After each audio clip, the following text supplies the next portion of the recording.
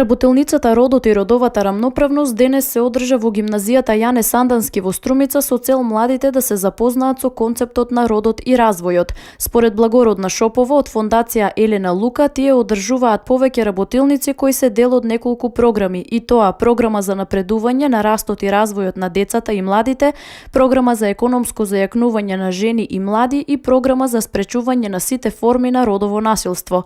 Според неа, еднаквоста се учи многу порано, а нерамноправноста помеѓу мажот и жената, која постои во повеќе општествени сфери, потекнува од семејството. Вакви работилници веќе беа спроведени во 4 општини на кои младите беа заинтересирани и го прифатија концептот. Денеска сме тука во гимназијата Јане Сандански во Струмица. Првата работилница е со наслов Родот и родовата рамноправност и тука младите ќе имат можност да се запознаат со концептите на родот. Во семејството и во општеството се уште постојат стереотипни сваќања за жените, за што говори и фактот дека за разлика од мажите, нивното учество на пазарот на трудот е се помалку застапено како и во претприемништвото и политиката. Исто така, жените почесто се жртви на родово базирано насилство. Таа смета дека овие стереотипни сваќања треба да се надминат.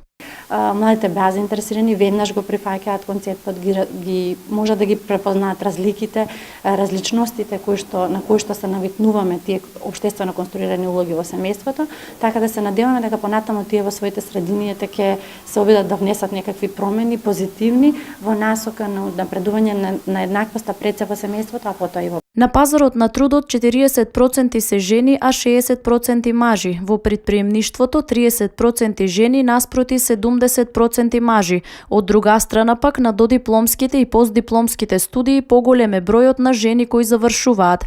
Следната работилница во гимназијата ќе биде за недискриминација, а последната спречување на родовото базирано насилство.